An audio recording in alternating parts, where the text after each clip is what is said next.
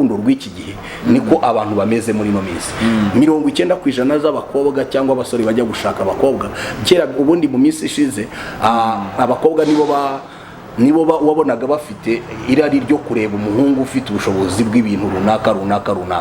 Ariko kuri iki gihe n'abasore nabo nuko bisigaye bameze. Nabo asigaye avuga umukobwa agiye gushaka nawe akabanza akareba ese afite akazi, afite uko ameze, yari impamvu z'abantu bagiye kubana ziba zitandukanye. Ariko urugo rwubatse rushingiye ku rukundo ntabwo rugira divorce. Nashatse umugore muto cyane pe, muri size yari muto hahandi nashoboraga gufata mu nda ye nkafata gutya intoki zanjye zigahura mu nda. Yari mutoya birenze. Noneho ngewe nicyo cyifuzo nari mfite, numvaga rwose ntakunda umugore munini. Ubu uyu munsi abadukurikiye ndashaka kubabwira yuko atakingana kwa kundi nafataga buri ngo bikunde. Icyo nshatse kuvuga aha ngaha rero niki, iyo nza ku mutima wanjye wari kuri iyo ntego nta rukundo mufitiye, uyu munsi simba mbana nawe. Nicyo cyari icyifuzo cyane, uyu munsi si kwangana. None iyo nza kuba ntafite urukundo atari cyo narishingiyeho, nari mfite izindi mpamvu zatumaga ngomba gushaka bikaza guhinduka, nanjye nagombaga guhindukana nabyo. Hello the Gishas people, what's up guys? Nizere ko mumeze cool, mumeze fresh sana. Yes, ahantu ndi rero sasa ni ahantu hari view nziza cyane gose, ni ahantu hari amahumbezi, ni ahantu hateye ubwoba, ni ahantu haryoshye gusohokana n'umukunzi wawe, haba umuryango wawe, haba buri muntu wese ukunze cyane gose. Nimba ushaka kugira mood nziza, vibe ya bien, kana Cafe Eden Park Plus ni iherereye Kicukiro ni boy ahateganye na Saint Patrick. Bafite serivisi nziza kandi ziryoshye kandi bita ku bakiriya neza, kuko umukiriya ni umwami. Welcome.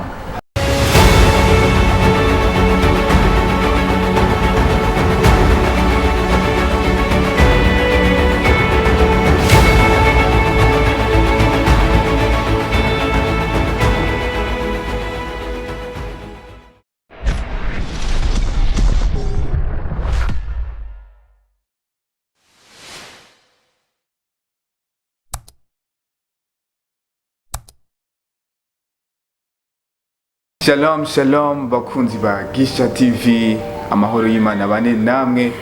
Yes, turagarutse kandi hano n'undi mutumirwa cyane gose. Imbere ya kamera muri kumwe na David La Vida Lix, Mr. Fuego, Mr. Vibe, Mr. Cavoni, Mr. Bombolka, best in Christ, no one shall pull me down. The Lion of Judah, a son of the living God. Umeze neza. Yes, tugarutse ku kindi kiganiro twari tumaze iminsi dukora. Twagikoze kuva mbere hose n'abandi batumirwa b'abajene. Twakoze part 1, part 2 gushika kuri part 4. Ni yari topic yitwa Nowday's Love muri No More. Yes, no munsi rero tukaba tugarukanye n'undi mutumirwa ari special. Vraiment murabona ko ni umupapa yubashye, ni umuntu mukuru, ari mature. Mbere twabazaniye abajene ariko uno munsi turi kumwe n'umupapa. Turi kumwe n'umupapa, ndabizi ko afite byinshi byo kutubwira, afite byinshi byo kutuganiriza. Narababwiye yuko hano kuri Gisha TV no kubazanira ibintu bishasha, ivyumviro bishasha, yerekwa bishasha, ubumenyi bushasha. Ni nayo mpamvu tuguma tubazanira ibintu bishasha tutigera tubatenguha. Yes, hano turi kumwe na ndibaza bashobora kwanza kumusumirwa kamubona vraiment araberewe vraiment, ahubwo je mfite ikibazo cya mbere kwanza cy'amatsiko. Sinzi umuntu amwambika vraiment. Ari très chic. Ni Rev.Pastor wa Church of God. Sinzi sinamuvuga ko byinshi gusa tubaza kumuha umwanya nawe yivuge. Ariko mbere yuko dutangura kwanza ikiganiro ngo twigire ibwina, nibanze kwanza kuguha ikaze pastor, hari ikaze muri Gisha TV. Yes, hama mbere yuko dutangura kino kiganiro Nowday's Love final, ndibaza ko wanze kwanza turagize Imana mbere yuko dutangura ikiganiro hama tugatangira. Kadusenge. Mana yacu turashima izina ryawe ryera kandi ritangaje mu izina rya Yesu Kristo. Turashimira ubuntu bwawe utugiriye uyu munsi bwo kuba turi hano tugiye kuganira n'abakunzi ba Gisha TV uyu munsi aho bari hose, baba bari mu Rwanda, bari muri Afrika, bari mu bihugu byose by'Uburayi.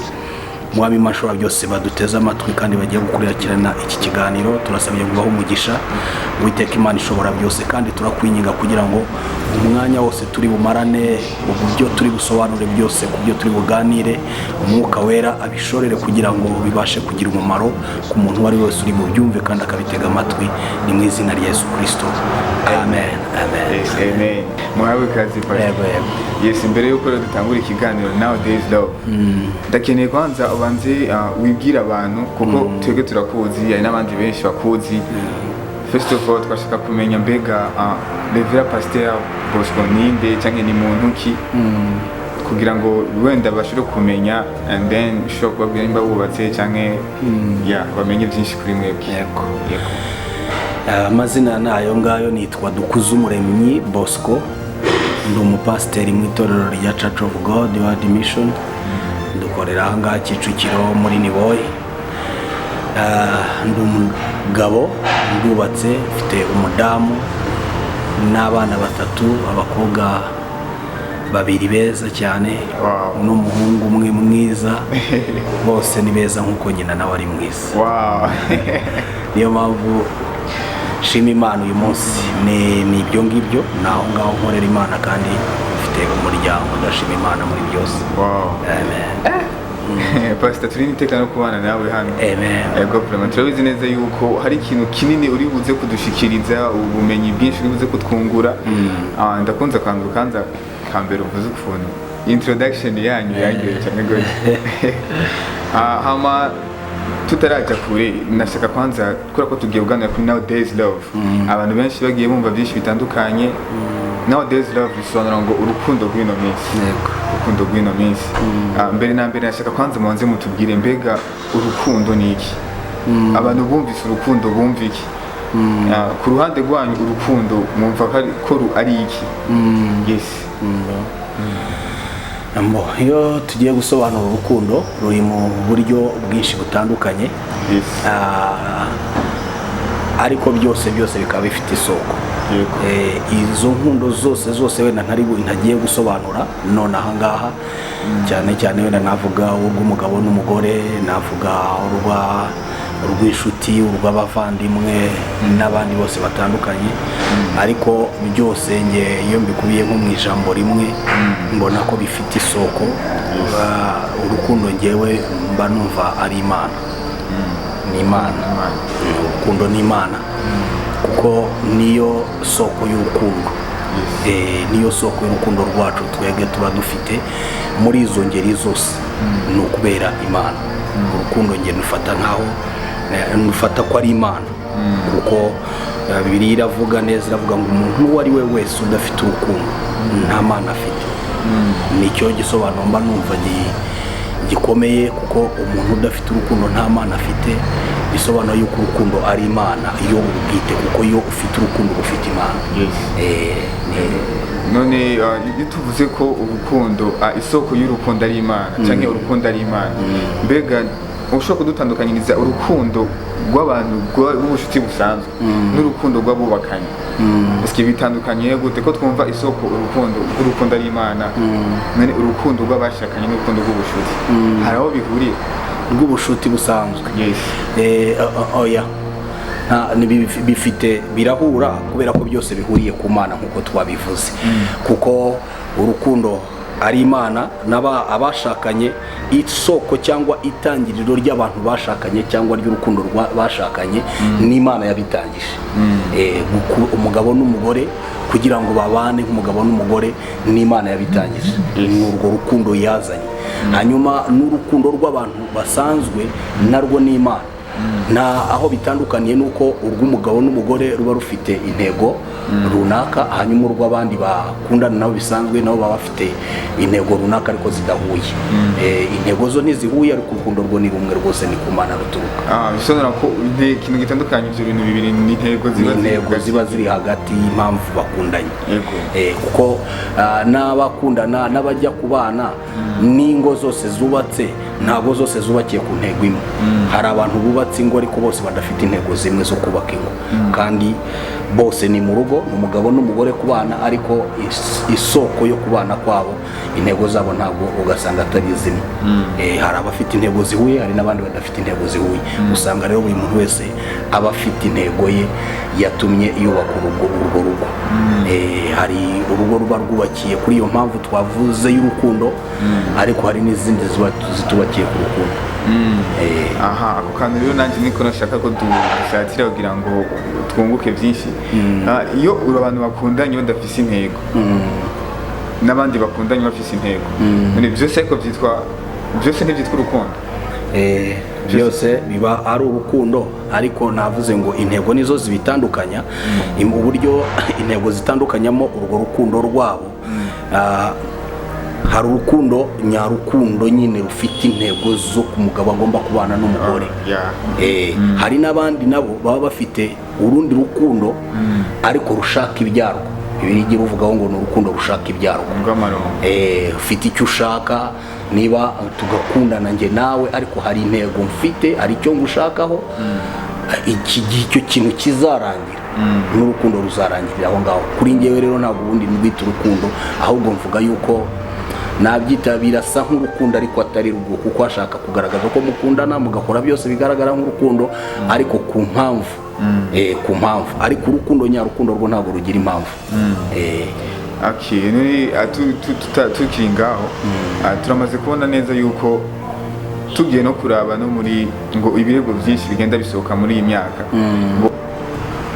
ibintu bigenda bisohoka nuko hari amadivorce menshi aruta abantu gushaka kw'abantu cyangwa amamariage ariko araba. Mbega ivyo byose biva ku rukundo rutafise intego cyangwa ruva ku rukundo rwari rufise? Ese nta bantu bashobora guhana amadivorce bari bafise intego? Oya, kuri njyewe ni oya, kuko nkuko nari mbivuze, abantu bose bakora divorce, nkunda kubivuga kenshi naho nigisha ku byerekeranye n'ingo, abantu bashakanye, abantu bose bakora divorce ntabwo biterwa n'impamvu.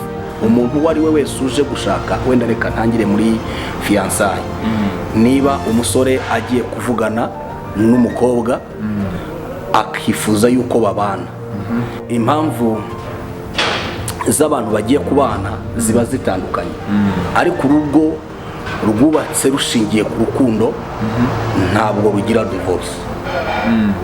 Burya nubona hari divorce zabaye, umenye yuko hari impamvu. 90% birashoboka yuko divorce ishobora kuba ku bantu bari bafite gahunda ariko bakaza guhura n'impamvu zo kunanirwa kumanaginga urukundo, ibintu byabo, umwe muri bo akaba atari afite intego imwe n'iyundi, bigatuma hashobora kubaho gutandukana. Ariko nanone kandi akenshi na kenshi 90% z'ingo zitandukana baba barashakanye atari urukundo nyarukundo, ahubwo harimo impamvu zitumye bashakana.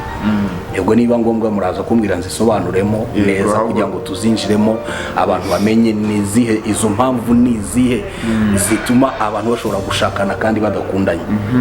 Yes, ahubwo ndumva byo byiza mu bari nina biraza no kudufasha no muri icyo kiganiro turimo kuganira urukundo rw'ino minsi. Urukundo rw'ino minsi, iyo bavuze ngo urukundo rw'ino minsi, ni ukuvuga ngo hari urundi rukundo rwa mbere rwariho rwa kera, ariko urw'ino minsi, niba tuvuga ku rw'ino minsi, izo ngo zose cyangwa tugendeye kuri iyo divorce turimo kuvuga uyu munsi, ni abantu babana ariko kubera inyungu runaka bagamije. Ibyo tujya tubibona kenshi, ugasanga wenda urugero, reka misobanure neza ku bintu byerekeranye urukundo ntirugira impamvu n'imwe. Nta mpamvu ibaho ivuga ati ngiye gukunda uyu mukobwa kugira ngo tuzabane kubera impamvu. Iyo hajemo impamvu uba witeguye yuko harimo no kurangira kwaro, byanga byakunda. Wenda naguha urugero, umusore ashobora guhaguruka nkanjye ngiye gushaka, avuga ati ninjye gushaka.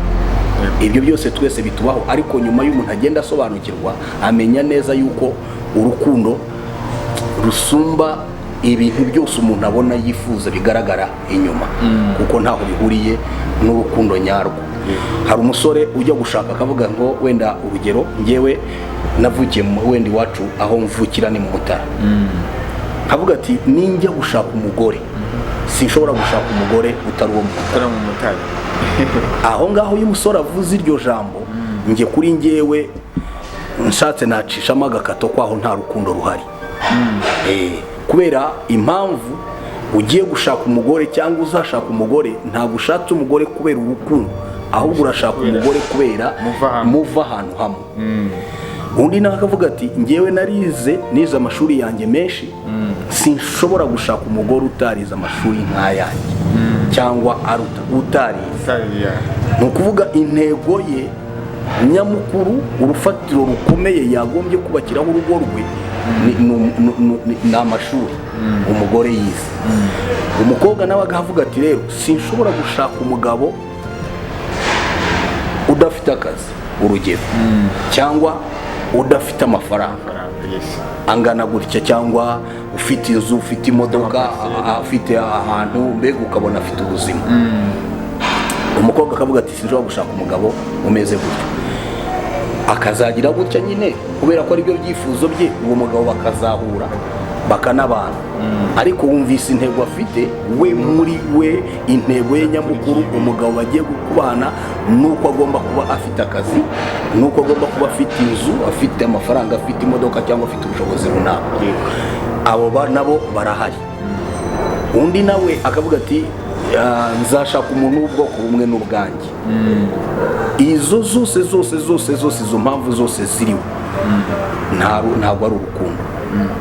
Muri divorce rero kenshi ziba iziruta ubwinshi, navuga ngo 90% ya divorce ziba zarashingiye kuri izo mpamvu zitari ukuri.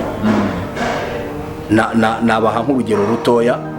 Igihe nashakaga gushaka umugore wanjye, nashatse umugore muto cyane pe, muri size yari muto, hahandi nashoboraga gufata mu nda ye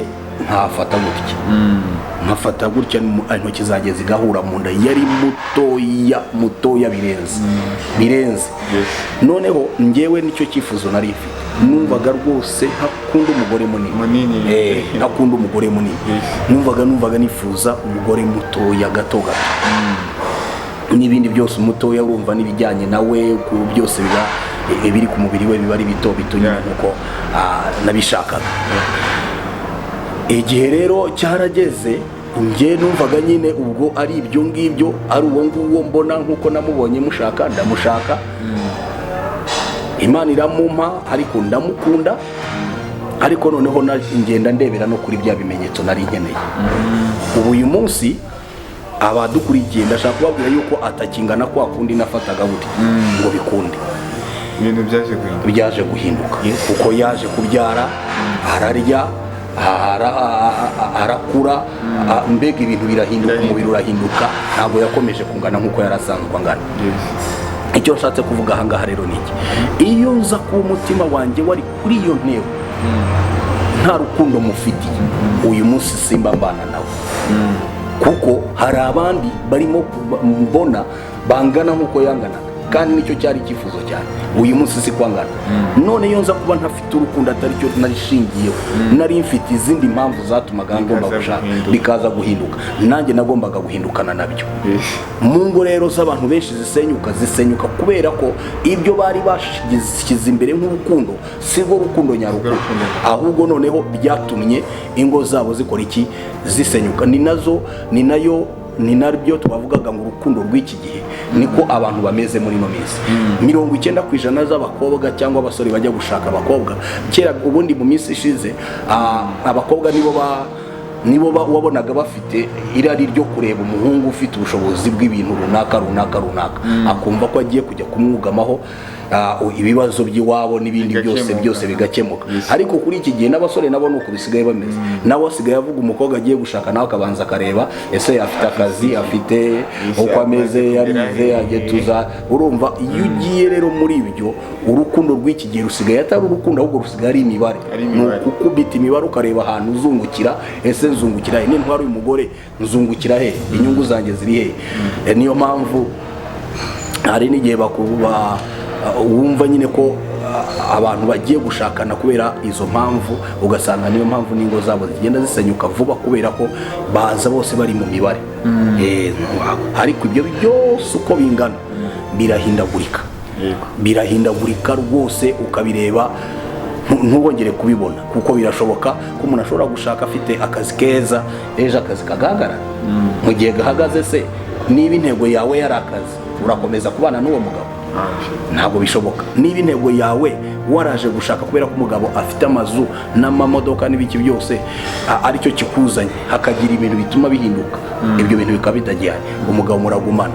Cyangwa niba aribyo byakuzanye, hari n'abandi ngo basige baza avuga ngo nitumara gukora iryo vangamutungo biraba yabaye ibyacu twembi, turahita dutandukana. Hari n'uza gushaka afite undi muntu akunda.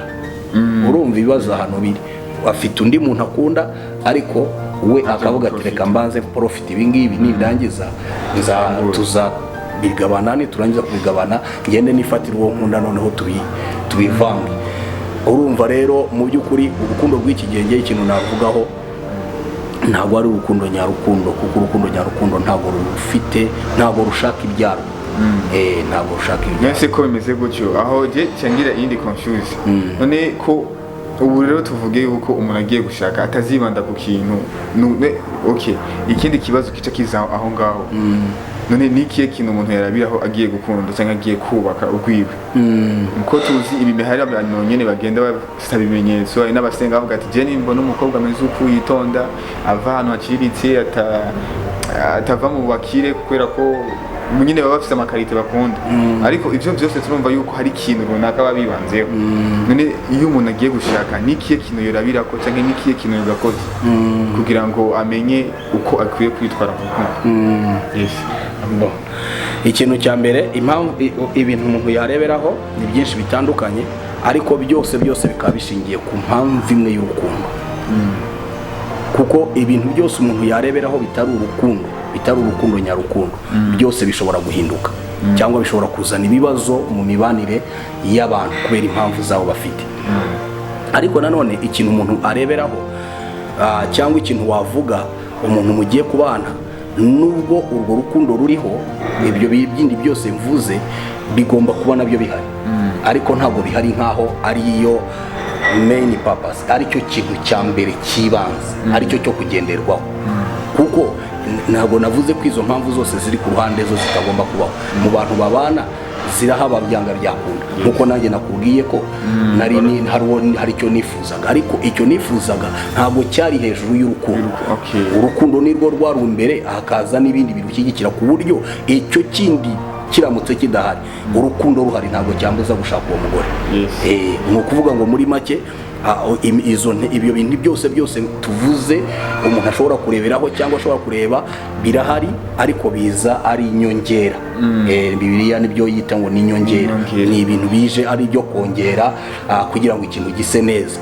Umuntu ari ibyo kurya bitarimo umunyu yarya rwose pe, ari ibyo kurya bitakaranze yarya rwose, yarya byose. Ariko iyo uyishyizeho gukaranga ni ukuba wongeyemo ibindi birungo biryoshye ibyo ushaka, ariko ikiruta ibindi byose ni ibiryo. Rero mu rukundo ikiruta ibindi byose ni urukundo. Ibindi byose tuvuga biza byiyongera. Umuntu wari wese bavuga ngo narebera ku cyo umuntu tuzabana, ibyo ni intego z'abantu benshi. Buri muntu wese bafite ibyo areberaho bijyanye n'icyo ari cyo. Ngiye kenshi nibyo nkunda kuvuga. Wowe ushaka kuzaba iki kwanza? Nubanza kumenya icyo ushaka kuzaba icyo, ugomba kureba n'umuntu ushobora kuzashyigikira icyo kintu uzaba cyo. Ni kenshi ibyo bigomba kujyana gutyo, ariko nikiba ari cyo kiri imbere, kuvuga ngo uyu muntu uzashyigikira ibyanjye gusa, ukavuga ati ko mbona uyu mukobwa mbona yanshyigikira, mbona ibyo nakora byose byagenda neza, mbona imico ye, mbona ibiki byose. Ariko ibyo byo kuvuga ngo imico nabyo nibyo navugaga bijyanye na biriya, nabyo birahinduka.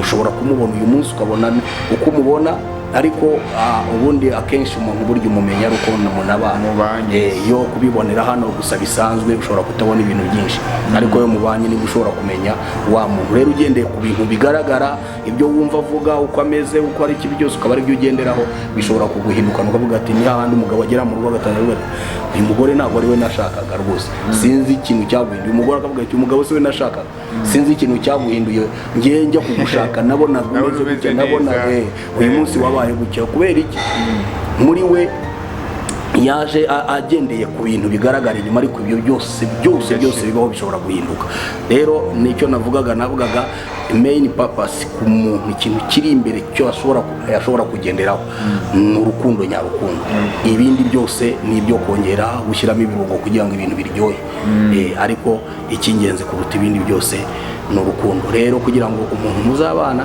ubanza kumenya wowe uri iki ushaka iki ushaka kuzaba iki ushaka kuzamera gute ukareba na wa muntu uzashyigikira iyerekwa ryawe rikagenda neza yes bakunzi bagisha TV mwumvise neza yuko aka kantu nagasobanuye neza ati mu rukundo ikibazo si intego cyangwa si ikintu wabonye karite ziwe ahubwo ikibazo iyo karite irasumba urukundo umukunda kuko ikibazo si karite ikibazo ni urukundo umukunda eske rungana gute yes nababwiye neza yuko ndamunsi ndababaritse ibibazo byinshi mukunda kwibaza no munsi ndababera ikiraro kugira ngo mumenye ibintu byanyabyo ahubwo mfise ikindi kibazo pastor ari nigari umuntu amenya harakantu bakunda kuvuga ngo mufasha cyangwa ngo umuntu muzobana ngo ni impano ngo mufasha ni impano ako kantu mbega muremeza ko ari akanyako ni impano cyangwa umuntu aramwishakira bivanye n'icyo ushaka kugeraho umugani wawe bivanye na vision yawe urashobora kuvuga ati uyu je ndabona zo supportinga kandi ndaramukunda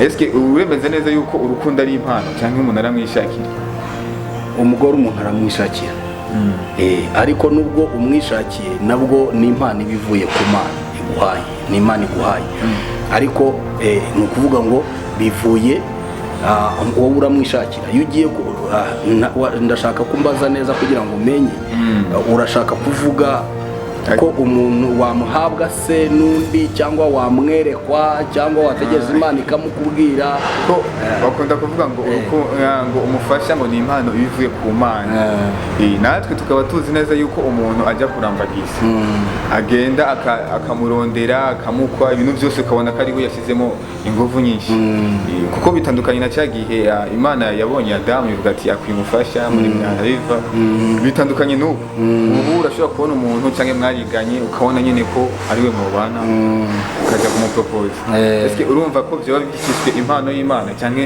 umuntu aramwishakira kuko hari abantu baca bicara ngaho bakavuga ati ndendiriye mufasha azava ku Mana ntabwo ibyo ngibyo ubu ngubu umugore umuntu aramwishakira ntabwo ari ukwicara ngo utegereze ngo azaza ariko nanone n'uwo wishakiye nayo ni impano ivuye ku Mana ibyo nibyo nshaka kugusobanurira ni ukuvuga ngo muri make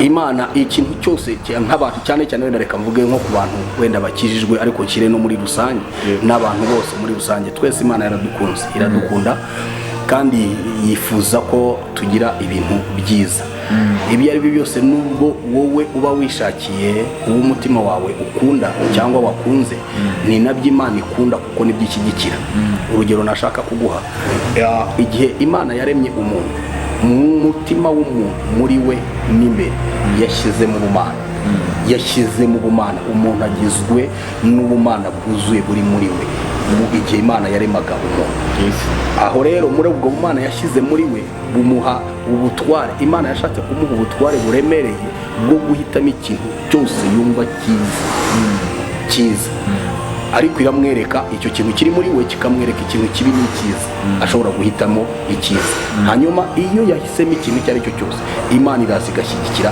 icyo kintu aho uri bwumve utasobanukiwe ujye uhita umbaza vuba kugira ngo tubanze tuhave uhasobanukiwe neza ni ukuvuga ngo Imana yaduhaye ubushobozi bwose bwo guhitamo ariko iduha ubushobozi bwo guhitamo ikakwereka muri ubwo bushobozi bwo guhitamo bwose ikakwereka icyiza ikakwereka n'ikibi wowe ugahitamo icyo wumva ushaka rero umugore kuri iki gihe umugore wowe uhitamo n'amahitamo yawe, ariko iyo uhisemo impamvu uvuga ngo ni impano ivuye ku Mana, ni Imana iragushyigikira muri cya kintu cyawe wahisemo mu mahitamo yawe, kuko byose ni ubumana buba buri muri wowe bwaguhitiyemo. Wowe n'ibitekerezo byawe iyo uhisemo nabi ntabwo oya irakwihorera kubera ko niwe wahisemo ibyo ugomba guhitamo. Icyo ugomba guhitamo rero Imana impamvu uvuga ngo iragushyigikira muri byose, ntabwo Imana mu mutima w'umuntu haba harimo ni bwa bumana nakubwiye mu mutima w'umuntu. Byanga byakunda ikintu kibi n'icyiza ujya kugikora ukiza. Reka tuvuge urugero muri izo ntego twavuze, niba ugiye gushaka umugore bakubajije ngo umugore wamushakiye iki, uravuga ngo namukunze, ariko wowe mu mutima wawe urabizi neza yuko nuko wabonye ko afite utumodoka nka tubiri mu muhanda dutatu tune, nicyo kintu cyabiteye. Ariko wakubaza wese uravuga ati ndamukunda, ariko mu by'ukuri urwo rukundo ni urukundo rw'ubumana cyangwa ni urukundo rw'ibintu wabonye rwa profit ushaka gukuramo, nicyo ugomba gukuramo. Rero Imana rero irakwihorera iyo wahisemo ayo mahirwe yo kujya guhitamo ibibi, nabyo irakwihorera kuko yaguhaye ubushobozi bwuzuye 100% bwo kuba ushobora guhitamo ikintu cyiza. Rero wowe iyo ushatse guhitamo ikibi nabwo iragushyigikira, irakwihorera ukabikora. Iyo ukoze ibyiza nabwo iragushyigikira, ariko iyo ukoze ibibi nabwo irakwihorera ukabikora, kuko muri wowe yashyizemo ubwo buryo bwose bwo gushobora gukora ikintu cyose cyiza. Rero Imana ishyigikira amahitamo yacu. Nese ubihuje rero ni impano, kuko turazi yuko neza iyo umuntu no mu buzima busanzwe iyo umuntu agwaye impano arawe niwe aguhitiramo. Nk'akarorero naguhaye akarorero ukuntu mu itongo rya Eden Imana yahisemo yabonye umufasha akwi Adam.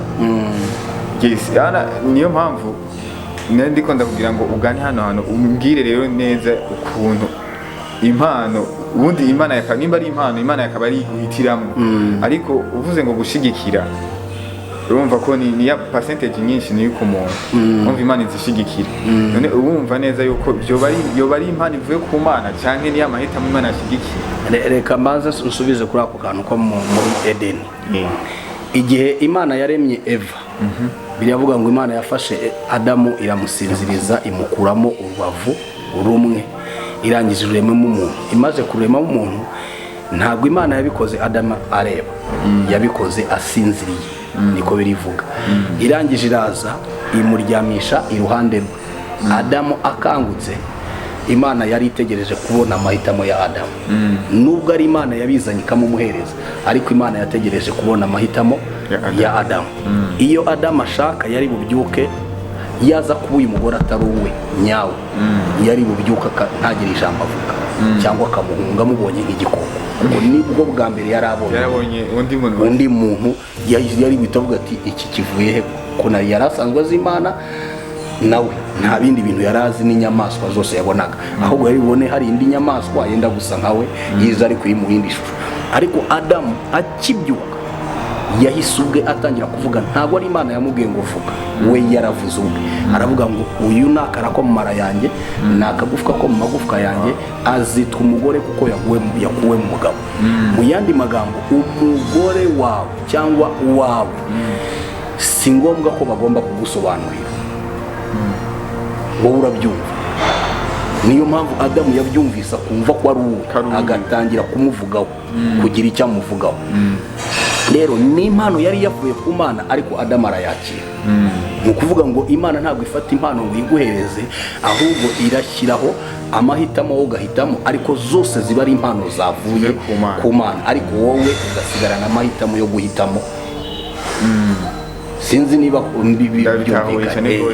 Iraguhaye byose ni impano ziraho. Aba bakobwa bose baraha ni impano zose zavuye ku Mana, aba basore bose baraha ni impano zavuye ku Mana, ariko wowe muri izo mpano zose Imana igusigira ya mahitamo. Ntabwo bimera nk'umuntu guhitiramo ngo aguhereze ikintu. Na Adamu nabwo ntabwo yahitiwe, yagombaga guhita bijyanga cyangwa akabikura. Ariko kubyanga iyo Imana imuhitiramo iba yaraje kabyusa Adamu ikamubwira ngo dore umugore wawe nguyu, uyu ni umugore wawe azitwa gutya, ariko yaraje mushyira iruhande rwa Imana iriceceka. Ntiyaba hafi aho ngaho, ijya kure irareba ibi uburyo Adamu ari bubikore. Iyo Adamu ashaka aba yaramwaza, iyo ashaka aba yaramufashe. Rero we amaze kumubona akumva nuwe, akumva aramwakiriye. Niyo mpamvu yavuze ariya magambo yose, atari Imana imubwiye, ni impano yari yavuye ku Mana, ariko Adamu niwe wafashe amahitamo yo kuyitwara cyangwa no kuyanga. Iyo atabishaka ntiyari buyitwara. Niyo mpamvu Imana itaje mubwire ngo Adamu burya iki umuntu waza akagushyiriraho ikintu ntakubwire aba aguhaye amahitamo yo kukemera cyangwa kugikunda. Rero Adamu we mu mahitamo Imana yahaye umuntu yamushyiriye aho ngaho ngwize kureba. Biravuga ngo yagiye ku ruhande ireba uburyo Adamu ari bwifate muri ibyo bintu. Arangije abyutse umunezero uramusaba, arishima, Imana arayishimira. Niyo mpamvu yavuze ariya magambo. Si Imana yavuze, ni Adamu ubwo yayivugiye. Ni nabwo bwa mbere yarabonye umuntu. Iki byabigaragaje yahise avuga ngo uyu ni umugore, nakarako mu mara yanjye, nakagufwa ko mu magufwa yanjye. Kandi Imana imukuramo iryo gufwa Adamu yarasinziriye, kwivuga ntabyo yarazi, ariko abyutse yarabimenye. Amenya ko wari umugore we, amwita n'umugore mu gutwara Imana yamuhaye. Rero abakobwa bose, abasore bose ni impano zavuye ku Mana, ariko Imana itanga amahitamo y'umuntu guhitamo ikimubonereye, igishobora kunezeza umutima we, Imana ikagishyigikira. Pastor ndashaka akantu twaganiriye ko muri Nowday party zose twagiye tuvugaho. Hari ukuntu usanga mu buzima bw'umuntu ndibaza ko atamuntu wese atabica mu bino bintu. Ugasanga kuva ari umujene mu myaka mu buto bwiwe amaze gukundana n'abantu benshi, ku buryo usanga afise aba ex benshi. Ariko kandi ugasanga umuntu wese bagiye bakundana yagiye abona umenga niwe bazabana, niwe bazubakana. Ndibaza la majority y'abantu bose niko nivyo bintu bacamo. Mbega ni gute ushobora kumenya umukunzi wawe wanyawe? Cyangwa ni gute abantu bashobora kwirinda izo challenge zibaba ko mu buzima bwo gukundana n'abantu benshi, ugadusanga uwo mukundanye wa nyuma na nyuma ari imbere? Eske bomenya gute wanyawe ku buryo mutegereza? Cyangwa ivyo bintu bovyirinda gute kugira ngo ugere muri kwa gushaka ugifise testimony nziza, intahe nziza? Yego. Ni nayo ni mpamvu bimwe na bimwe bizana n'urukundo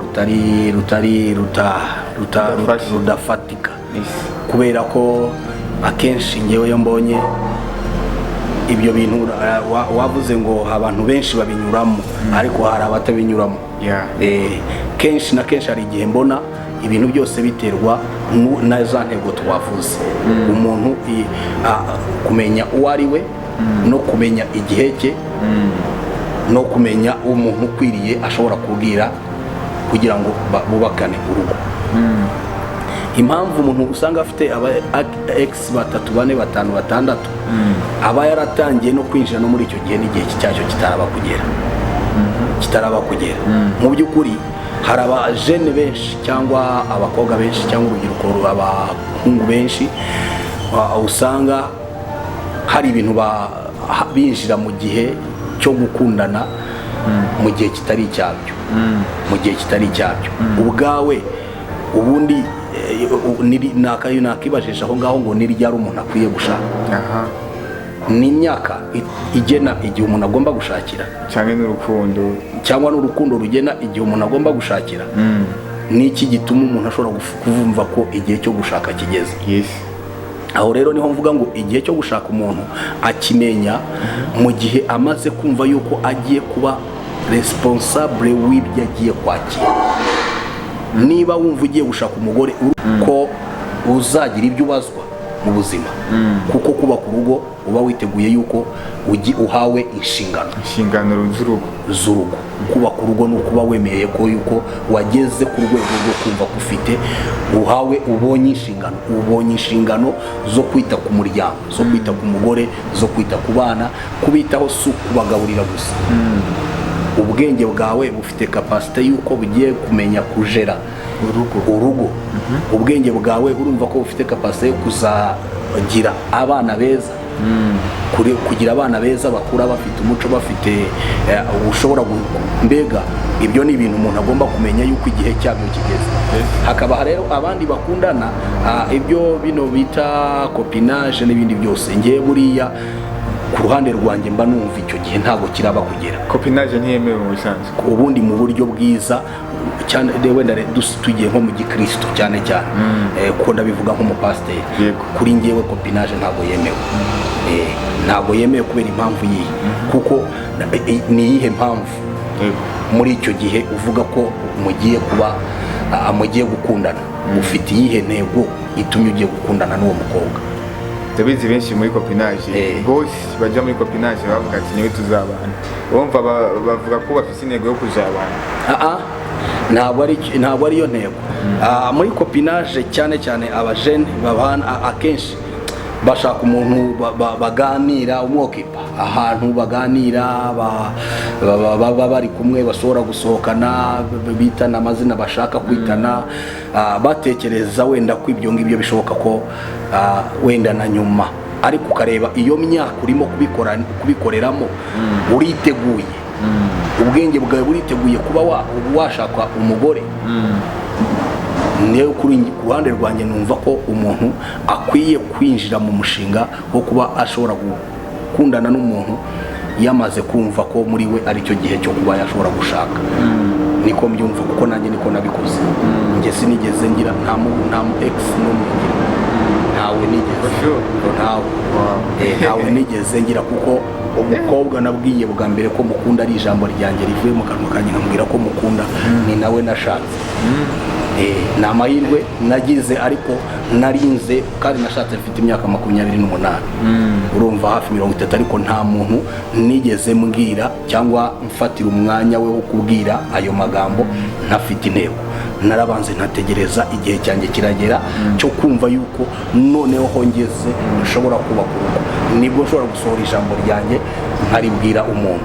Wenda icyo gihe nshobora kurimubwira tukanakundana wenda kubera fiançailles niwo maro wawe, ni ukumenyana muri icyo gihe. Ariko ni fiançailles ntabwo ari copinage. Fiançailles ni igihe cyo kumenya, ni urugendo rwo kuba mushobora kuba mwamenyana mu gihe cy'imyaka 2-3 uko mwayihaye mukamenyana mukareba koko ko bishoboka yuko mushobora kubana mwege mumaze kwiyumva, umaze kubona uko umuntu ameze n'undi uko ameze n'urukundo mufite uko rungana uko mukundana, ariko n'imibanire yanyu mukabona koko mushobora kuzakomeza urugendo rwanyu mushaka, aho ngaho mushobora gufata icyemezo mukabana. Ariko copinage yo urumva ni igihe cy'imyaka idafite intego. Abantu bose bari muri copinage 90% nta ntego baba bafite, ni ukugira ngo bikundanire bibanire bagira ibyo bakenera naho muri icyo gihe kimeze gutyo. Abafite undi muntu bari kumwe n'inshuti ye ushobora kuba amwumva, ashobora kugira utubazo yagize, ashobora kuba yaza akamuririra niba hari ikibazo yagize, ibintu bene nk'ibyo ariko bidafite intego. Rero numva abajene bose nabagira inama yuko ubundi ukwiye gutegereza kugeza igihe uzabonera igihe cyawe wumva ko gikwiriye kuba umuntu ugiye gushaka, aramutse yemeye ukamukagirana urugendo rwa fiançailles ashobora kukuviramo umugore cyangwa ashobora kukuviramo umugabo. Ariko yo ufashe urukundo rwawe kuva kera ugenda urutatanya mu bintu byinshi, bigeze igihe ugiye gukunda ntumuhe n'urukundo ruhagije kubera kuba warahemukiwe, ufite ukuntu wakomeretse mu mutima wawe, abantu baragukomerekeje cyane ukumva. Hari n'abantu benshi bafata icyemezo akavuga ati nta nubwo nzashaka, nta nubwo nzigera nshaka kubera iyi mpamvu. Yagiye ababazwa cyane ku buryo n'uwamubwira ko amukunda ntabyemera nk'ukuri. Bose niko baza ni bya bindi abanyarwanda baravuga ngo umwana murizi ntakurwa urutozi. Iyo abagiye babara akavuga ati yewe niyo mpamvu ubona abakobwa b'iki gihe bangiritse mu mitima, bose ni nkaho nta rukundo bagifite. Baravuga ngo ni ukubeshya kuko abamubwiye ko bamukunda ni benshi, ariko bose bagiye bamuhemukira. Rero nawe yagiye yinjira mu bintu, nawe n'igihe cye kitaragera atarabyumva agenda akomereka, kandi umutima ntago ari ibuye, umutima ni inyama. urababara ukubabara 2, 3, 4, 5, 6, 7 umuntu agenda kubabaza, n'urukundo rwawe rugenda rugaba, ntabwo ruba rukiri rwa rundi nyarwo nk'umuntu ugiye gufata ibintu byuzuye. By the way, arakanavuze karancaninze cyane gose, kandi baza ko namwe kabatarendinze. Arakanavuze kadasanzwe, avuze ngo kuva yabaho ngo nta mukobwa yari yabwiye kakunda atagiye kumushira mu mago, ngo niwe yabibwiye numwe, ngo ni nawe uno munsi. Yavuze n'imyaka yashakiye umugore, ariko ndibaza biga niye strategy. Ndashaka utugire inama cyangwa uduhe motivation, uduhe ukuntu strategy mwakoresheje kugira ngo ivyo bintu mubicemo ndabizi neza yuko hari imyaka umusore ageramo kumva umenga kukijewe none afise umukunzi umuntu anyitaho murashobora kumbaza amakuru ndabizi ko umutima hari igihe ugusunikira muri ivyo bintu ariko niye strategy niziye nkomezi wakoresheje kugira ngo ivyo bintu uvyirinde gushika amaginga ari aho ubwira umuntu umwe ko mukunda akaba ari nawe mubanye reka mbivuge nko mu rwego rwa gikristo kuko nageze igihe cyo kuba nakabaye nakagombye kuba nakwinjira muri icyo gihe cyo kuba nashakisha najya muri copinage nicyo gihe nakijijwe nkiri mutoya ku myaka 16 aho ngaho nibwo nakiriye Yesu Kristo nk'umwami n'umukiza w'ubugingo bwanjye. Icyo gihe hari ibintu bimwe na bimwe numvaga ntagomba gukora kubera ko nari nkijijwe. Icyo cyari kimwe kubera ko nari nkijijwe, ariko nanone kandi ikindi cya kabiri maze gukizwa numvaga yuko hari umuntu ngomba kuzabwira ijambo, numvaga ijambo ndagukunda ryanjye ry'umuntu tuzabana atari rikomeye, atari ugupfa kuribwira umuntu uwo ari we wese. Abantu twarabivugaga, ndagukunda ko turirimbana, ndagukunda ko dusengana, ndagukunda kuko turi inshuti ziraho zisanzwe, ariko ijambo rya ndagukunda ry'umuntu ushaka gushaka ry'umugore numvaga ntagomba kuribwira umuntu uwo ari we wese mbonye.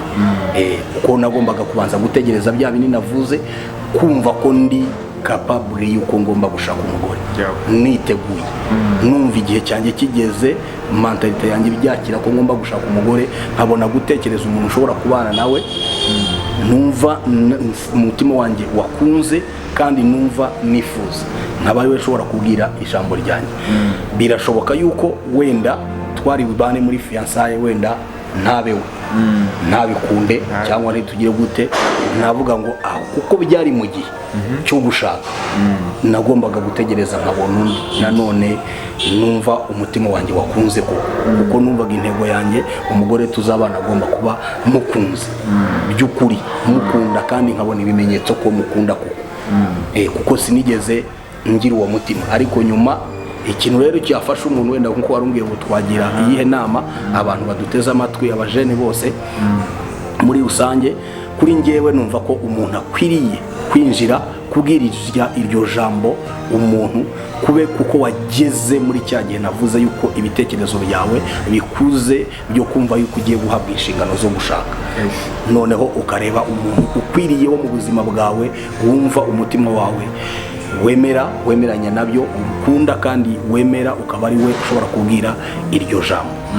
Yabyemera atabyemera, ariko ari igihe cyawe kigeze cyo kumva ari ugushaka, atari ujya gukina. Atari ugukina ko ibyo bizagukomeretsa, nubitangira hakiri kare bizagukomeretsa, uzakomeretsa benshi, nawe ukomereke ku buryo ujya ubumva abajene bavuga ati nta rukundo rukibaho, ariko urukundo rurahari. Ntabwo ruvuga ngo nta rukibaho, rurahari rwose, rurahari rwinshi cyane. Abantu bafite urukundo barahari, ni nk'abavuga ngo nta ngo zikibaho, ingo zirahari nziza cyane, nziza zirahari kandi nyinshi, zirahari kandi nyinshi. Rero icyo nagira inama abajene nababwira ngo bategereze kwinjira mu rukundo, ubona ko ari cyo gihe cyawe cyo kwinjira we witeguye mu bitekerezo, mentalite witeguye, mu buryo bwose witeguye, umenye ko ugiye kwinjira mu nshingano, wumva ko koko witeguye kwakira inshingano z'ibyo ugiye kumenya kujera urugo, kujera umugore, kujera abana, kujera n'ibindi byose bizaba bikenewe mu rugo, ku buryo urugo rwawe ruzaba rwiza mu buryo bwiza. Rero iyo bitangiye ukiri muto, ukagenda urunyanyagiza, ubwira uyu ndagukunda, uyu mukarekana, ejo ndagukunda, uyu mukarekana, ejo ndagukunda, mukarekana, bose uko mugenda murekana hari ibintu bigenda bisiga bikwangije. Niyo mpamvu uzaba mu rugo rutazatuma n'abana bawe batekereza ko bazagira urugo rwiza, kuko ni wowe ugomba gutuma abana bawe bazagira urugo rwiza. Mu buryo nawe wubatse urugo rwawe, biha imbaraga z'uko abana bawe nabo bazubaka urugo rujyanye n'urugo rwawe. Ahubwo unyibukije, hari umukobwa yigeze kumbaza muri message isanzwe, ambaza ko turakora ibya Nowday love, arambaza ati ngo ese biremewe ko umuntu ukijijwe ushaka umuntu udakijijwe cyangwa ukundana n'umuntu udakijijwe, kubera ko akunda kumva na Bibiliya ivuga ngo cyane cyane ngo mu byo mukora ngo muhere mu nzu iwanyu. Gisi none ni biremewe nka wewe, ahubwo tugiriye amahirwe ko muri hano nk'umushumba twashaka ngo uwo muntu umuhe inyishu ikwiye, kuko yambwiye ngo je angafise umuhungu bakundana gusa we ntabwo akijijwe kandi barakundana cyane bapanga no kuzakora ubukwe. Yashakaga inama rero, sinzi ko ari ikintu kikizira cyangwa cyemewe gukundana n'umuntu adakijijwe. Mubibona gute cyangwa n'izindi mbogamizi ziri muri ibyo bintu? Kuri njyewe nk'umukristo, inama zose nagira umuntu w'umukristo, numva umuntu utarakijijwe n'umuntu ukijijwe ni abantu babiri batandukanye mu by'ukuri. Njyewe niko numva nabibara. Wenda reka ntange nk'urugero. Igihe Aburahamu yari amaze gusaza, umuhungu we Isaka yagombaga gushaka umugore. Mu gitabo cy'itangira ibice 24 yagombaga gushaka umugore. Afata umugaragu we amurahiza indahiro, arangije aramubwira ngo ugende ujye gushakira umuhungu wanjye umukobwa wo mu bwoko bw'iwacu. Icyo gihe rero ntabwo byari iyo tubifashe kubyegeranya mu kubisobanura mu buryo bwa nyabwo, ahantu bari mu banyamahanga, ntabwo hari iwabo, ntabwo bari mu banyamahanga. Abantu bo bavuga ngo batakebwe, badakijijwe kuri iki gihe, n'iryo jambo dukoresha. Ni ukuvuga ngo kugira ngo ashake umuhungu we ntabwo yagombaga gushaka mu bantu badakijijwe, yagombaga kubanza gusubira mu bantu bakebwe, muri bene wabo bakebwe. Ni ukuvuga byavuze gutyo, bashakaga kuvuga abakizwa bene wabo. Rero umuntu w'umukristo, umuntu yagombye gushaka umuntu bahuje imyizerere, kuko nibyo bizagufasha akagakiza kawe n'ubundi gukomeza gashyigikiwe. Kuko umuntu muhuje muri bimwe twavuze biba mu kureba, n'umuntu muhuje ibintu byose. Biragoye kumva igihe kirageze ku cyumweru, wowe urumva urashaka kujya kuramya Imana, umugabo nakakubwira ati hari akabuhate tugomba kujyamo. Urumva kugira ngo umanaginge urwo rugo ruzabamo intonganya nyinshi, ruzajya ruhoramo ibibazo byinshi bitandukanye, kuko ntabwo muhuje inzira. Umwe araca undi araca. Ushobora gutekereza, hari igihe umukobwa umusore akubwira, kuko iyo murimo guteretana cyangwa murimo kuvugana akenshi utekereza yuko ibyo arimo kukubwira kuko wagukeneye ari byo bizahoraho, ariko wageze mu rugo hari ibintu byinshi bihinduka utatekerezaga ko byahinduka. Uwo munsi wamaze kugera mu rugo ubona hari ibintu byinshi bihindutse utatekerezaga. Hari igihe agutera ati ngewe nta kibazo, uzajya ujya gusenga nk'uko ubishaka, uzakomeze gume muri korari nk'uko ubishaka, uzakomeze ukorera Imana nk'uko ubishaka, ariko wagera mu rugo akakubera ikigeragezo gikomeye, kuko atigeze ibyo urimo ntaho bihuriye, ntabwo mubyumva.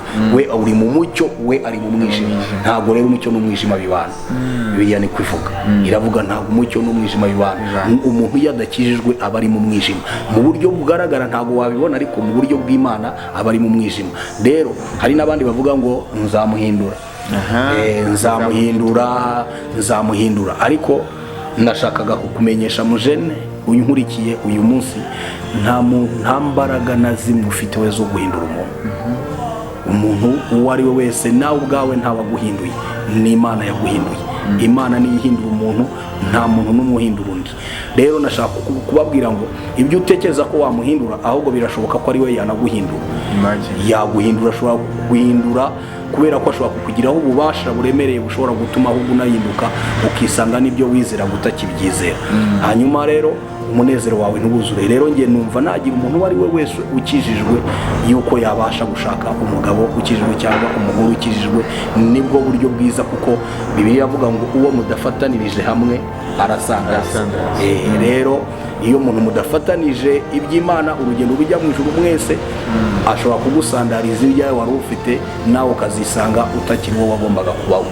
Ariko muri iyi minsi arakubeshya, arakubwira ibintu byinshi, nzaguha uburenganzira bwawe, uzakora ibyo nshaka nanjye nkora ibyo nshaka, ariko ko mudafatanije uzajya uvuga gusenga ubwo atari ko hari gahunda yindi twari dufite, uzajya uvuga kujya mu materaniro nari mfite indi gahunda, mbega agenda guhindurira ubuzima ku buryo uzisanga mudahuje. Niyo mpamvu biravuga ngo uwo mudafatanije arasandaza kandi umucyo n'umwijima ntibibana.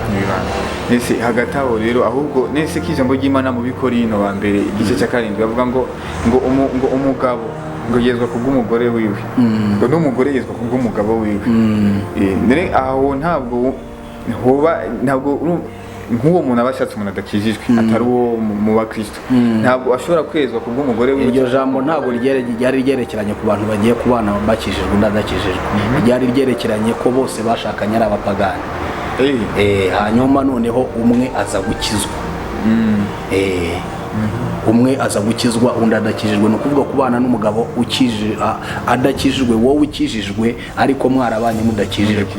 Nicyo byashakaga kuvuga. Umugabo wawe yezwa kubw'umugore we, kubera ko umugore we arasenga ariko umugabo we ntasenga. Ariko kuba iyo mugiye kubana ntabwo ari byiza ko umuntu abana n'umuntu badahuje imyizerere rwose, badahuje icyerekezo kimwe. Mukiri abajene mugiye kubana byakabaye byiza yuko niba umukunda wamusengera ukareba ko Imana yamuha ako gakiza. Nge nibyo numva, ntabwo nabishyiraho ihame 100% ngo nitegeko kugomba gushaka umuntu ukijijwe, kubera ko amahitamo abara y'umuntu ntabwo twe duhitiramo abantu ibyo bagomba kuba byo. Ariko mu nama natanga niyo ngiyo, umuntu mudafatanije arasandaza, bijyanga byakunda. Umucyo n'umwijima ntibibana, ntabwo ushobora kuba uri mu mucyo undi ari mu mwijima ngo muhuze, byanga byakunda. Niba ukeneye ko urugo rwawe ruba rumeze neza, musenga, mufite ubusabane n'Imana, muri kumwe n'Imana, wakagombye gushaka umuntu muhuje urugendo, muhuje umurongo, hanyuma numva ari byo byiza. Yes pastor, mbere yuko dusoza mwatubwiye byinshi, mwatubwiye ku bintu bimwe na bimwe abantu bafitiye amatsiko. Ahubwo hari akantu nashaka kugira ngo mbere yuko dusoza ubwire abadukurikiye, cyane cyane abantu bubatse kuko nabo umenga hari abantu baba mu rugo bavuga ngo zirarazisha. Rero nagira ngo ubwire bariya abantu bama mu ntonganya, urukundo rwabo rwazemo gutosekara, ubwire ikintu bahanuye cyangwa ubwire ikintu ubunguye nk'umushumba. Ndabizi ko amajambo ugiye kubabwira hari aza kubafasha, ahandi hantu aza kubashira bagahinduka. Ndabizi neza ko reka manza some ijambo ry'Imana mbone kubivuga. Ntaza kurangiza tudasomye n'ijambo ry'Imana ubwo twavuze menshi, ariko reka ndisome hanyuma tuba ari ryo tuvugiraho mbwira ku bantu bafite ingo n'izo ntonganya zirimo. Biravuga mu gitabo cy'Abakorinto ba mbere ibice byaho 13 uhereye ku murongo waho wa 4, haravuga ngo urukundo rurihangana rukagira neza, urukundo ntirugira ishyari, urukundo ntirwirarira, ntirwihimbaza, ntirukora ibiteye isoni, ntirushaka ibyarwo, ntiruhutiraho, ntirutekereza ikibi ku bandi, ntirwishimira gukiranirwa kw'abandi, ahubwo rwishimira ukuri, rubabarira byose, rwizera byose, rwiringira byose, rwihanganira byose. Reka wenda ngarukire ahangaha gatoya. Ikintu nabwira abantu rero bafite ingo zitameze neza, zirimo ibibazo, zirimo intonganya, nashakaga kubabwira yuko urugo ubundi mu buryo Imana yagennye ko urugo rugomba kubaho, urugo rugomba kubaho mu buryo bumeze nk'ijuru, mu rugo ari mu ijuru. Ntabwo urugo ari gereza nk'uko abantu bamwe babivuga, ariko abantu babiri babana mu rugo nibo bashobora muri icyo gihe. Ibyo bavuga ngo urugo ni gereza byo birashoboka. Nubwo mvuze ngo urugo ni ijuru, njya nkunda kubwira abantu ngo ariko bajye bongeraho yuko ari n'ikuzimu hato. Ariko urugo bavuga ko ari ijuru rito, ariko bajye bongeraho nanone yuko hashobora kuba ikuzimu hato. Ariko muri ubwo buryo bwombi, kuba rushobora kuba ijuru rito cyangwa kuba ikuzimu hato, amahitamo yabyo ari kuri mwe. amahitamo yabo ari kuri ba bantu babiri babanye mu rugo. Nibo bashobora guhitamo gufata urugo rwabo bakarugirira ijuru rito cyangwa bakarufata bakarugira ikuzimu hatoya. Iyo usomye Bibiliya igitabo cya Matayo ibice bijyaho 7 umurongo wa 24 aho ngaho biravuga itwereka abagabo babiri barimo aho ngaho muri Bibiliya. Umwe yari umugabo w'umupfapfa, undi ari umugabo w'umunyabwenge. Baza kubaka inzu zabo, bose barubatse. Umwe ngo umunyabwenge inzu yaragiye arayufata ayubaka ku rutare, undi nawe afata inzu ye ayubaka ku musenyi. Umupfapfa inzu ye yubatse ku musenyi, ariko umunyabwenge inzu ye ayubaka ku rutare.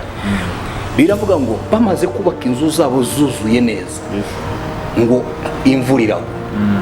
Imvura iguye ngo imivu iratemba, imiyaga irahuha, byose ngo bikagenda bikikubita kuri buri nzu zitandukanye. Ibibazo byahuye nazo byari bimwe, n'imvura, umuyaga, byose bihuha, byose bigenda byikubita ku nzu. Nta kintu cyari gitandukanye n'ikindi. Inzu zose zahuye n'ibigeragezo bingana, ariko inzu imwe irasigara ntiyagwa. Ariko biravuga ngo inzu y'umunyabwenge ntiyaguye, ariko y'umupfapfa ngo kugwa kwayo kwari gukomeye cyane. Bishatse kuvuga iki rero? Bishatse kuvuga ngo aba bantu babiri bubatse inzu, bose bazubaka ariko mu buryo butandukanye. Mu kuvuga ngo bazubaka hamwe ari nziza, ziteye kimwe, zose zubatse kimwe, ariko zubatse ahantu hatandukanye. Ari byo nahoze mvuga kare by'urukundo rw'impamvu gusa n'urukundo nyarwo. Iyi nzu y'umunyabwenge ibigeragezo byose byaraje uko bingana, byose biyikubita ariko isigara ikomeye. Rero nashaka kubwira abantu bankurikiye, ni mwebwe gusa mushobora gufata urugo rwanyu mukarwubaka ku rufatiro rukomeye. Urwo rufatiro rukomeye rero n'uruhe? Wenda navuga ko ku bintu bitatu. Icya mbere ni urukundo navuze, icya kabiri ni ukuri, icya gatatu ni ibiganiro. Navuga n'ibindi byinshi bitandukanye, ariko reka mvuge kuri ibyo bitatu.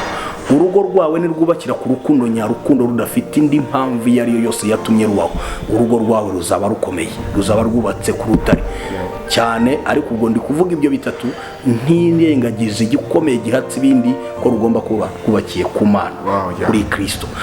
Ibyo bitatu rero biza ari ibintu byunganira urugo kugira ngo ruryohe.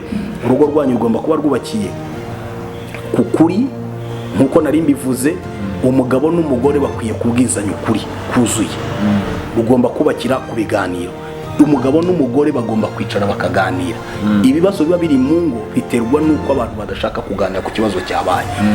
Nashaka kubwira umuntu uwo ari we wese, n'umukobwa uzashaka n'umusore uzashaka, yuko uyu mugabo ugiye gushaka ntabwo yavuye mu ijuru ngo agwe hano hasi. Ni umuntu wambaye umubiri wose. N'umugore nawe nuko ashobora gukora amakosa ayo ari yo yose, ariko nubwo bimeze gutyo, nubwo ayo makosa yose ashobora kuba, ni mwebwe mwenyine mushobora kwicara mukaganira ku kintu kitagenze neza. Iyo mwicaye mukakiganira, mushobora kutumvikana nijoro. Bya bindi bavuga ngo zirara zishya ngo bwacya zikazima, ntabwo zikwiye kurara zishya mu gitondo ngo zizime nijoro zongere zake. Ahubwo niba zizimye nizizime, zizime. Ni ukuvuga bishatse kuvuga iki? Bishatse kuvuga ngo mu biganiro ntimukemere, mugabo mugore wubatse urugo, ntukemere ko wowe wawe mu rugo murara mudakemuye ikibazo mwageze. Niba cyabaye ariko ntikikaraye, kuko iyo kiraye kikamara umunsi umwe, kikamara iminsi 2 kiranuka. Iyo kinutse kiraza muri saro. Abari muri saro batari bacyumvise ko mwagikoreye iwanyu mu cyumba, nabo mu rugo bakabibona yuko hari ikibazo cyabaye cyanutse. Iyo kivuye mu rugo ntimugikemure ku munsi wa 2 n'uwa 3 n'uwa 4, kirasohoka umuntu uko nta muntu wawukingirana mu nzu ngo bikunde. Urasohoka ukajya no mu baturanyi, bakamenya ko muri uru rugo ibintu byabaye bikomeye burimo gushya. Rero nabagira inama ngo urugo rwanyu reka rwubakire ku rukundo, nkuko twasomye ijambo ry'Imana. Urukundo rurihangana, urukundo rubabarira byose, urukundo rwihanganira byose. Nta kintu na kimwe umuntu yakora umukunda utabasha kwihanganira. Ni mwege mugomba guhitamo yo ku rugo rwanyu muruhindura paradizo rubiju. Uyu munsi maze imyaka myinshi cyane shakanye n'umugore wanjye, turabanye, dufite abana bakuru, ariko mu by'ukuri nta hantu na hamwe abantu bajya bamenya yuko tunafite n'abana, keretse yo tubajyanye. Igihe cyose batubonye bagira ngo turabajeni mari, kubera twe twahisemo yuko urugo rwacu tugomba kurugira paradizo. Ni twebwe, ntabwo tugomba kuvuga ngo turakuze, tugomba gukora ibyo tugomba gukora mu rugo rwacu. bya bindi twakoraga turi abafiyanse n'uyu munsi turabikora, bya bindi twakoraga turi abajene mariye n'uyu munsi turabikora, kugira ngo urugo rwacu turugire paradizo. Rero mugabo unteze amatwi, nawe mugore unteze amatwi, ibibazo byose biri mu rugo ni mwebwe babiri mushobora kubikemura. Nta nshuti, nta muvandimwe, ntande, nimwe mukwiye kwicara ibitameze neza mukabisohora, mukinjiza ibyiza bya bindi mwahoranye mbere, hanyuma mugakomeza. Urugo rurabagarirwa, rurafumbirwa, rusukirwa amazi, urukundo niko rumera. Muhora muzana ibintu bishyashya, nta kintu cy'abajene gihari. Ibyo muza abajene bose bakora, abajene mari bakora, namwe mwabikora kandi mungana gutyo, urugo rwanyu mukarugira paradizo. Rero inzu y'umupfapfa imiyaga yaraje n'imvura iragwa, byose bikubitaho irasenyuka, ariko inzu y'umunyabwenge yo yakomeje ihagaze. Rero iyo umunyabwenge niyihe, umuntu niyubakiye kuri Kristo, niyubakiye ku rukundo, niyubakiye ku kuri, niyubakiye ku biganiro, kutemera yuko ibibazo mwagiranye n'umugore cyangwa n'umugabo birara mu rugo rwanyu kabiri gatatu kane, umwe akaryama areba hari, undi akaryama areba hari, ahubwo mubikemure mu biganiro, mwicare hamwe muganire, muvuge uburyo mushobora gukemura icyo kibazo. Ntikirare, kuko nikirara kabiri gatatu kizanuka, n'ikinuka kizagera no mu baturanyi bamenye yuko urugo rwanyu utameze neza. Rero ni mwebwe babiri mwenyine mugomba guhitamo ibyiza. Niko Imana yabwiye Kayini, irambwira ngo dore ibyaha byose byituga tugiye kurugirwa, ariko niwe ugomba kubitegeka. Rero ibibazo byose bituma mudahuza cyangwa mutumvikana, byose byituga tugiye iwanyu, ariko nimwe mukwiye kubitegeka mukabicanga, urugo rwanyu rukaba rwiza. Rero Imana ibaho umugisha kuri Gisha TV, kandi abakurikiye mwese muhabwe umugisha n'Imana, mugire ingo nziza, mugire kuzagira urugo rwiza bakiri abajene, namwe Imana izabafashe guhitamo abagore beza muzabana, izabafashe guhitamo abagabo beza muzabana, kandi muhuje muri Kristo, nibyo byiza kurusha. Namwe bafite ingo mwamaze kubaka, ingo zanyu zikomeze zibe nziza, aho bitagenda neza mwicare mu biganiro, mu bitunganye, urugo rwanyu murugira ijoro ritoya. Imana ibamugisha cyane. Yes, bakunzi ba Gisha TV, no munsi ndibaza ko mwungutse byinshi bigiye bitandukanye about urukundo. Twakoze Nowday nyinshi, part 1 kugera kuri 4. No munsi yari final nako twatumiye umutumirwa ni pastor mu mushumba, ni bibi. Ndibaza neza yuko hari ahantu hamwe agukuye n'ahandi akugejeje. Yes, avuze mu ngeri nyinshi, avuze mu bajene, avuze mu bubakanye. Ndibaza neza yuko ikibazo wari ufise, ndibaza ko wamaze kukironka igisubizo. Yes, hama ikintu kimwe mugiye gukora nuko amajambo yose yavuze ugiye kuyakurikiza. Icyambere ni urukundo rurengeye intego. Si intego ibanza mu rukundo, ahubwo ni urukundo rubanza hamagakurikira intego. Hama twovuga byinshi gusa, ndibaza neza yuko mwatahuye byinshi cyane gose. Hano munsi tugiye gusigaho nimero ziwe, ni pastor mu mushumba, ndabizi neza yuko azi kwitaho intama. Ufise ikibazo womandikira kuri WhatsApp cyangwa ukamutelefona, byose kugira inama uko bishatse. Hama ni umushumba wo kuri Church of God Kicukiro ni boy, murashobora kuza kumusura. Ndabizi neza yuko ufashwa cyane gose n'ahantu habaryoshe, navuga ngo ni muri paradizo. Vraiment icyakiwe vraiment irafasha cyane gose. Yego, hama dusoza, ndibaza neza yuko ufise ikibazo woshira kuri commentaire cyangwa commentinga uko byumva, nimba bafashijwe ukagira ijambo uvuze, ndabizi neza yuko uraza guhabwa inyishu. Hama nimwe bagire gukora subscribe, like na share kuri Gisha TV kugira ngo uzogende ubona more video mu buryo bwihuse cyane gose. Yes, pastor, mwakoze cyane kwa natwe muri kino kiganiro. Imana ibahoze cyane. Imana ibahoze. Yes, you are so blessed. Yeah.